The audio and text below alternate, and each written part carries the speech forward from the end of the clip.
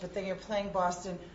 I'm going to go on record as saying 3-2. You can't play in Cambridge 3 weeks before or 2 weeks after you're playing at this Boston venue. Is it true for you, Billy? This whole invisible river. Well, actually, the river. I heard about it. I heard about it for the first time during this discussion we were having earlier about, whether or not you can cross the river or not. So, it is true. Well, I haven't until very recently, and now I'm really kind of starting to draw the line. And I've never done. You can't play here for 2 weeks before, 2 weeks after. I've always felt like I'm going to appreciate your intelligence enough to know that it's an idiotic move to do it. Now, I'm not so sure because I had an experience. I've sort of flipped. I had an experience recently with them that I'm just crazy about. I love them. I had them booked. I got suspicious about a week out when there was like 3 advanced sales. I went on their website and they had a day of show. They played at like 6:30 on the other side of the river, and then came across and played the lounge that night and drew no one. There were like 3 people in the room. And I was like, shame on me. I'm an idiot. Yeah. I should have seen it coming. But it's just, it's hurting the bands as much as it hurts me. Take your show very seriously, like it's a really big event. If you're just playing every week and not really promoting your shows, and it's not doing your band any good, and it's not doing the promoters that are trying to help you guys out and taking a financial risk by booking your band out at all either, like that's what we're saying. Cover every single basis of putting up flyers on the streets, handbills, going to all the shows of your friends and passing out handbills, calling your friends, do everything and anything, even if something you do draws 3 people, that's a good thing for the club and it's a good thing for your band, Or I'm saying like 3 additional people, and hopefully that adds up to 50 to 500 or whatever, but again, like ideally probably play like once every month or once every 2 months and make it like a really big deal to get your whole fan base at that one show versus just it all scattered, which doesn't help you as a band when there's not that many people at your show, or it certainly doesn't help the clubs either, Yeah, we have a 60-day either side of the event, 120 miles clause on every contract that goes out. So I kind of wavered a little on some of the local bands, but not by a lot. It's, if they're, the 120 miles, I kind of go, but it's got to be 60 days on either side if they're going to play, anywhere around, because their fans are just not going to come. There's so much music in Ann Arbor right now, and in Detroit, they're not coming. And bands always say, well, we'll draw people from that show to your show. I'm like, that doesn't work. That's not work. It may sound like a good concept, but honestly, it's always going to hurt the show if you're playing 2 shows too close to each other, right? Or at least in Chicago. So I want to open it up in a minute for questions, but just really quick again, you guys obviously do contracts because you tend to book, bands of a certain level that draw a lot. Do you guys do contracts? Yes. Contracts, yes. It depends sometimes, but a lot of, my agreements are just on email, and that's good enough, unless it's a national act and then there's a contract with an agent. And that's pretty much what time we do contracts too. As a local band, there's no contract, it's the email. Just email for local bands, you guys? It's a virtual handshake deal. Yeah. It's a trust thing. I'd suggest those bands too. I just had this debate with a roommate like 2 days ago. Always know what you're getting into also for your deal. A lot of times bands after the show will be like, well, why did this happen or whatever. I'm like, well, we emailed you the deal and then you didn't ask for something better. You don't complain about it after the show. Or if you want a guarantee, ask for the guarantee before the show and maybe we'll give it to you, maybe we won't. But certainly don't complain about not getting a guarantee after you play the show when you never asked for one, or Yeah, always ask what's the deal in advance. I think a lot of bands forget to do that. Yeah. Us as promoters, we try to tell the bands, but some promoters won't tell you what you're getting. We didn't tell you. It was, Or if the promoter hasn't told you yet what the financial deal is, always feel free to ask them what it is, Or if you want a guarantee, ask it, or do it beforehand, not after. Billy, you guys do contracts? We do for national stuff. We do and contracts. Local stuff. Local stuff. It's just I've got a sort of a template. It's a final sheet. Just an email. It's an email. It just lists all the details.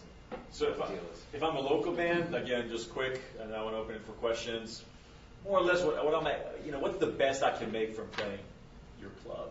And again, it's just. What do you mean financially? Yeah, from the door. I'll say the pat answer right now. It varies. Like there is no one deal structure. It's called. There's no one way. There's many ways to slice a cake.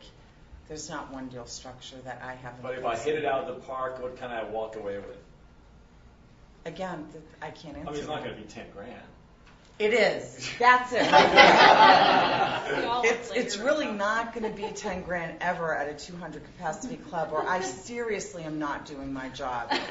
I have a boss. I just want to say one quick thing. I have a boss at the end of the day that all these guys have alluded to. We have to answer to somebody. Right. I don't own this venue, and I need my job. I get more artwork. I need Does my any of you own the job. venue? No? No, none Okay, of so us how own involved venues. is the owner? Does the owner ever come and say, I fucking hate this band? Not my owner, Mine because he's never really does. cool. He's a president. Maybe they won't swear, because, but My He's boss is classy. going to see a band tonight for the first time in ages, and it's Lenny Kravitz's daughter is playing my club tonight. They're Zoe called Kravitz. elevators. Zoe Kravitz. Yeah. Elevator so, fight. So my boss was like, "Oh, I'm coming to that," and I was like, "Whoa!" I mean, Yep. he's making an appearance on a Tuesday, and Is it rare for the boss to actually show up? I think he trusts me, and I just believe, I mean, he's interested in music and everything, but he just kind of trusts that everyone's doing what they should, and he doesn't really breathe down my neck or. So if I'm a band, I show should up. get to know you guys, not the boss. He will normally never make a comment about a band that I book. He'll just say, "Oh, the room was packed last night," and that's kind of it. So at the end of the day, what does the boss care about? Oh, Just the bar bill? What's the bar bill tonight? The integrity of the music, I think. Especially during a recession. Yeah. A lot of clubs Venue. have different owners, or like any business. venue. One's the very business guy, and Right. one's like the artistic person, and then they balance each other in a cool way. But again, someone needs to be having their, eyes on the financials, else the club's not going to continue to run, So did you guys find it? Do you find it, this recession hasn't made it more difficult for you guys to draw people? Has it affected you? Or, I've heard people say, gee, during times of recession, actually people tend to want to go out more and just kind of, blow off steam. How has it been for you the past few months? Past year, let's say. I think it's made it really harder for the agents, the managers, and the bands because they've had to rethink. I think you had mentioned it earlier, Billy, back in the day when sponsorships and labels had a lot of money to throw at people, it was a different world. I think it's really affected the bands. A lot of bands I know can't tour the way they used to because the money's not there. The agents can't get the money they used to ask for. The managers, some of them don't get paid even. They've had to take second jobs. I think it's really, for me, I would say, affected you guys a lot. And that's too bad because I feel like there's a lot of great bands that might not get seen just because they can't get from point A to point B because you can't get a hotel, you can't pay for gas. How many Hot Pockets can you really eat? You know what I mean? So it's impacted you guys. How about the We know rest of that. you guys, just quick? I think we've had to be more creative. Like I do free shows with 2-for-1 drinks on Sundays now, and that's usually a hit with the bands. They're like, "Hey, I want to have a party.